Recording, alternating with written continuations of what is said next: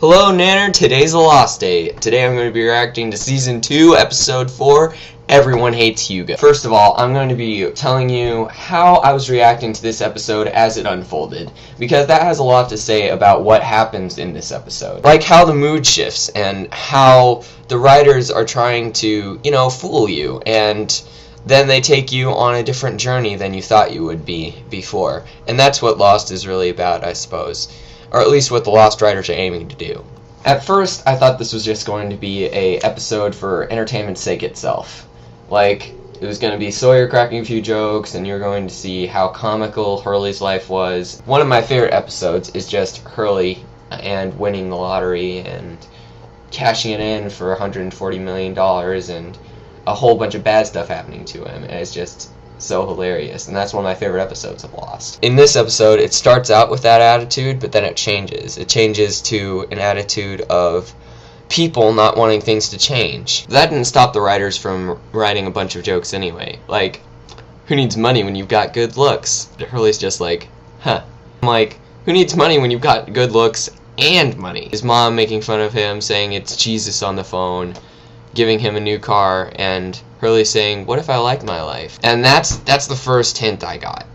That, what if I like my life? What if I don't want it to change? I'm like, dude, you just won the lottery. You played the lottery and you won. And you don't want your life to change.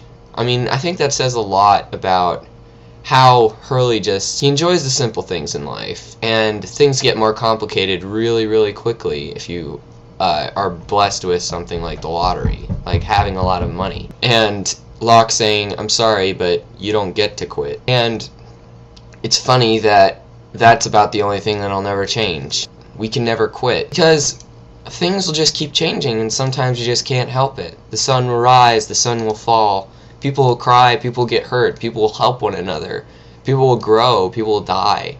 And that's what life is. Life is change. And Hurley, never is impossible. He says, dude, I never want this to change. And to be honest, never is impossible. Forever is impossible as well. All we know is the now and the fact that things will change.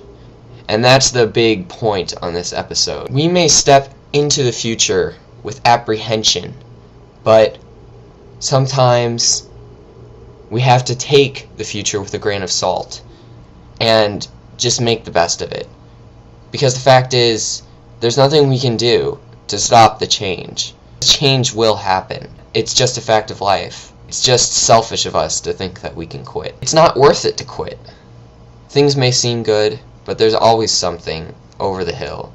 There's always something on the other side that we haven't seen yet. Something we'll realize down the road we didn't know how we could live without it. And I'm certain that'll happen to Hurley.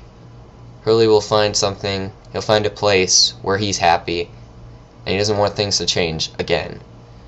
And then that moment will pass, and he'll find another place where he's happy.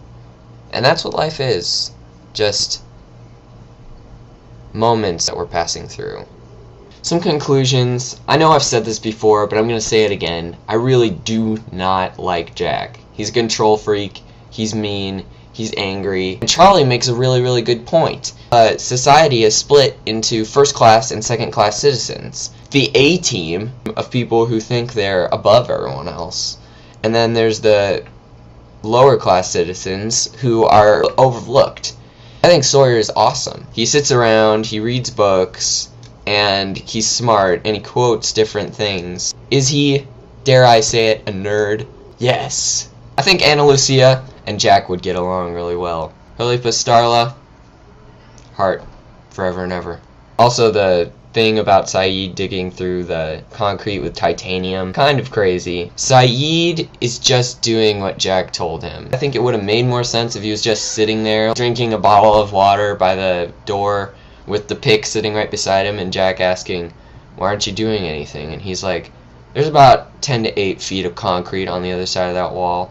It'll take me about 2 years for me to get through all of that. I get what Hurley says about the food thing and everyone hating him, and not wanting to be hated, and everything just being fine until the potato chips came along. But yeah, with the writing, this episode is a lot deeper than I thought it was. They started out fooling you. They made you think it was going to be a humor episode, but then it turns out that it's one of the most serious episodes that they've had so far. And I just love that about this episode. And it's really, really strong. If there's anyone else watching this episode besides me, you can see his reaction in the description. And I'd like to see you guys watch these episodes with us. You can find them on Netflix and just watch them and write a reaction in the comments on previous videos, on this video. Tell your friends if you want to like and subscribe. Anyway, that's all I had to say for today, Nanner. I'll see you later. Live together, die alone.